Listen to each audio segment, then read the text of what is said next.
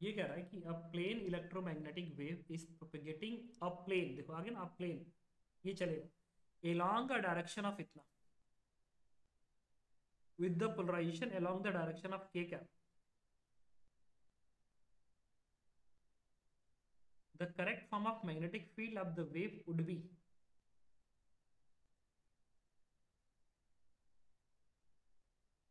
Polarisation का मतलब पता है क्या होता है, इलेक्ट्रिक फील्ड का डायरेक्शन किधर, पोलराइजेशन बता, पोलराइजेशन का मतलब है इलेक्ट्रिक फील्ड का डायरेक्शन किधर है, इलेक्ट्रिक फील्ड का डायरेक्शन किधर है। इलेक्ट्रिक फील्ड अगर मान लो इस डायरेक्शन में, हम कहते हैं कि लाइट रे किस डायरेक्शन में पोलराइज, इस डायरेक्शन में पोलराइज, तो ठीक है। अब बताओ मुझे किधर पोलराइज है, इन डायरेक्शन ऑफ के कैप की तरफ पोलराइज, और ये डायरेक्शन है किसका, लाइट, सी का डायरेक्शन जो है, सी वेक्टर का जो डायरेक्शन है, parallel to i cap plus j cap by root two, और मैग्नेटिक इलेक्ट्रिक फील्ड का जो डायरेक्शन है दैट इज के कैप। तो कह रहा है कि बताइए बी वेक्टर का डायरेक्शन कौन सा होगा, किधर होगा, तो मुझे बताओ। बी वेक्टर में ये i cap plus j cap तो होना ही चाहिए ना, इसलिए होना चाहिए, ये ऐसा बनना चाहिए, बी नॉट का वेक्टर इनटू, ये जो भी कॉस बनेगा या साइन बनेगा, मैं नहीं जानता, जो भी कॉस बनेगा या साइन बनेगा, लेकिन इसके अंदर ओमेगा टी के साथ जो टर्म बनना चाहिए ना, जो टर्म बनना चाहिए के साथ, वो डायरेक्शन बताता है ना, बताओ। के डॉट एक्स होता है एक्स में लिखते हो, के डॉट के इंटू वाई होता है तो वाई मोशन होता है, बात समझ में आ रहा है। Yes sir. तो के साथ वो डायरेक्शन होना चाहिए जो लाइट रे का डायरेक्शन शो करे, तो लाइट रे का डायरेक्शन है ना i cap plus j by root two, इसका मतलब अब किधर भाग रहा है, प्लस के डायरेक्शन भाग रहा है, तो प्लस में एक तो i cap plus j cap by root two, एक तो इसमें दिख रहा है, ये नहीं जाएगा क्योंकि वेव निगेटिव में मोशन करेगा, ये भी हो सकता है और ये भी हो सकता है, मतलब ये इसमें से, इसमें से और इसमें से, इन तीन में से किसी एक के होने की संभावना है, तीन में से। अब ये फंसा कहाँ है, यहाँ पे। अब मुझे बता, ये मुझे अच्छे से पता है कि मैग्नेटिक ई क्रॉस बी सी होता है, फिर वही बात आ गई कि हमें अपना दिमाग है कि ये सोचना है कि c vector is parallel to E cross B, तो इसका मतलब सी का ई के साथ डॉट प्रोडक्ट जीरो होना चाहिए, वो तो खैर जीरो है ही। हाँ, सी का बी के साथ डॉट प्रोडक्ट जीरो होना चाहिए, सही है ना, बताओ।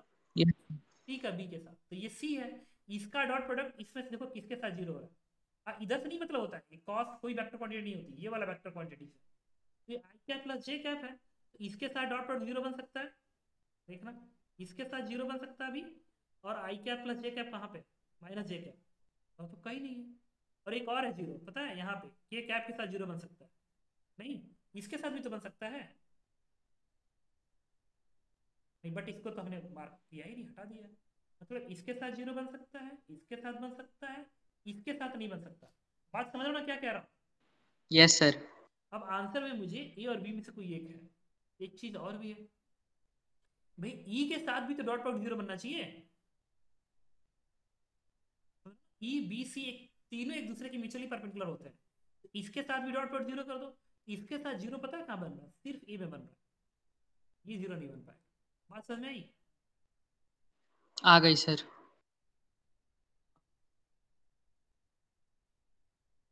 इसके बाद अब हम लोग डिस्कस कर रहे हैं a plane electromagnetic wave propagating in z direction with one of the following combination give the correct possible direction of E and B field respectively, ठीक है। The plane electromagnetic wave propagating in the z direction which one of the following combination give the correct E and B field respectively,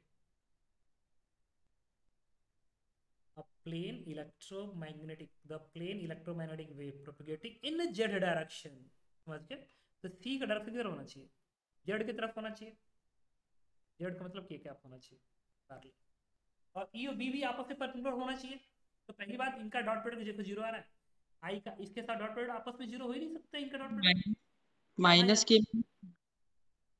इसमें minus भी नहीं बनेगा, मैं कह रहा हूँ क्या कह रहा हो, सर कह रहा हूँ कि जैसे c vector is parallel to minus k cap नहीं हो सकता? नहीं, डिफॉल्ट केस में पॉजिटिव लोगे ना। ठीक है सर, तभी हो गया सर। हाँ, तो ये कौन सा आएगा, सी पार्ट में आएगा। Yes sir. C part dot पर जीरो बन रहा है और ये भी जीरो बनेगा। अब इसमें सी और डी में से किसी एक को चूज करना पड़ेगा, क्यों, तो वो किससे आएगा, इस केस के साथ। ये कैसे आएगा बताओ। सी, ये काम करो, ई डॉट बी भी जीरो है, 4 4 4 जीरो, ये आई कैप टू जीरो, ई भी टू जीरो बन रहा है, ये तो ठीक है। लेकिन मुझे ये बताओ कि इन दोनों में से जो सिलेक्ट करना है, क्या सिलेक्ट किया जाए। इसके लिए possible direction of E and B respectively, और इस सी का डॉट प्रोडक्ट इसके साथ भी जीरो है, इसके साथ भी जीरो है, इसके साथ भी जीरो, इसके साथ भी जीरो, जीरो तो दोनों के साथ है। सर बी वाला ऑप्शन भी तो। और ये तीन दूनी छः, बी वाला ऑप्शन में भी होल्ड कर रहा है। Which on the following combination give the correct possible direction of E and B. Okay, तो इसमें हमें ये देखना होगा कि ई क्रॉस बी करके, ई क्रॉस बी करके जो प्लस के की तरफ आएगा, ई क्रॉस बी करोगे ना, तो जो प्लस के की तरफ आएगा वो आंसर होगा। तो प्लस के की तरफ कौन सा आ रहा है, ये आ रहा है कि ये आ रहा है, तीनों में। सर बी है। फिर बी आएगा, इसको चेक किया।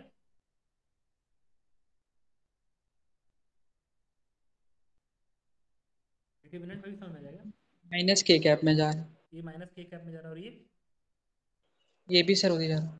Answer is B part. Okay, बात समझ में आई।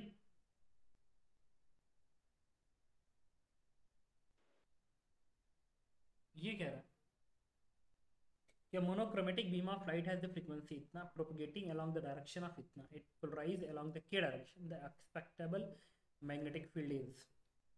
तो ये डायरेक्शन प्रोपगेटिंग अलोंग देना कि i cap plus j by root two हर तरफ होना चाहिए, ये हर तरफ होना चाहिए। तो ये के साथ आर के साथ लगा होना चाहिए, के डॉट आर वेक्टर।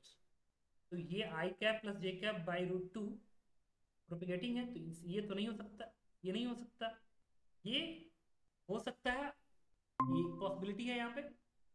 ये नहीं हो सकता, पता है क्यों नहीं हो सकता है, यहाँ पे प्लस साइन है, प्लस का मतलब निगेटिव में मूव करेगा, निगेटिव में। समझ रहे हो मैं क्या कह रहा हूँ। Yes sir. हाँ, और ये भी नहीं हो सकता क्योंकि यहाँ पे प्लस साइन है। समझ गया सर, बी होगा। Its answer will be B part. ठीक है, एक तो इससे मुझे समझ में आ गया। ठीक है, और ये तो डायरेक्शन ही एक लाइन में मुझे समझ आ रहा है, इसलिए करो हिट, इसमें ना कभी कभी हिट एंड ट्रायल किया करो, जल्दी से आंसर मिल जाए। अब एक और बात, ये जो है ना, ये वैल्यू भी देखो, ये वैल्यू और ये वैल्यू सेम है, ये डिफर कर रहा है, ये वैल्यू भी निकाला सकता है, पता कैसे निकाला सकता है, ऐसे एक्सपेक्टेबल है ना। ठीक है, इसके बाद अगला जो क्वेश्चन है, सर हो गया सर मेरा। सर बस एक चीज बता दीजिए सर, जो थ्योरी वाले क्वेश्चन होते हैं सर, वो उसके लिए कुछ मत दिख रहा है सर। तो अब मैं इस क्वेश्चन को डिस्कस कर रहा हूँ। इसमें कह रहा है कि इसमें बताना है double of the sodium, doublet of the sodium, देखो मुझे नहीं पता, wavelength corresponding to the temperature associated with the isotropic radiation filling all space. Wavelength corresponding to temperature associated with isotropic radiation. Isotropic radiation क्या होता है, filling all space, पता, ये भी मुझे नहीं पता था। Wavelength emitted by the atomic hydrogen in Interstellar space. ठीक है, एटॉमिक हाइड्रोजन है ना, एटॉमिक हाइड्रोजन का जो वेवलेंथ होगा, एटॉमिक हाइड्रोजन, वो तो उनके सेल्स का ही होगा ना, सेल्स का ही डिफरेंस होगा ना। एक इलेक्ट्रॉन एक सेल से दूसरे सेल में जा रहा है तो कितना एनर्जी का डिफरेंस दे रहा है, बात समझ में आ रहा है। Yes sir. तो वो एनर्जी का डिफरेंस पता है किस में आता है, एंगेस एनर्जी जो होता है वो इलेक्ट्रॉन वोल्ट में होता है, करीब 10 इलेक्ट्रॉन वोल्ट के आसपास, सेकेंड से 10.2 होता है ना। तो एनर्जी क्या होगी, 12,400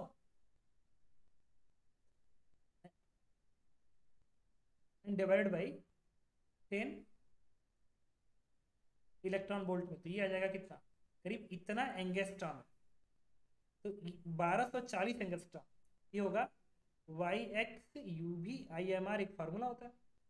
अभी visible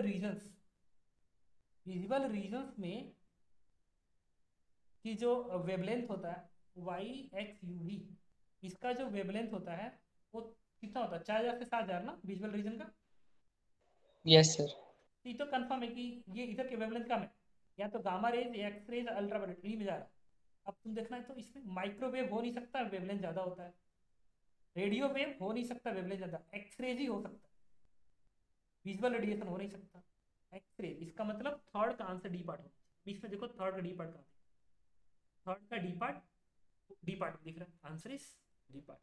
wavelength radiation arising from two close energy level in hydrogen.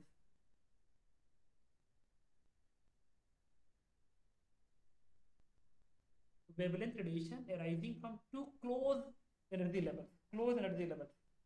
तो ये देखो फोर्थ का ये पार्ट दे रहा है ना, ये कुछ गड़बड़ है नहीं, ये विजुअल रेडिएशन चल सकता है।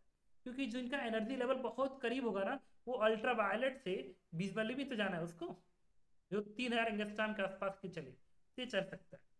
तो most important answer is D part. Answer क्या दिया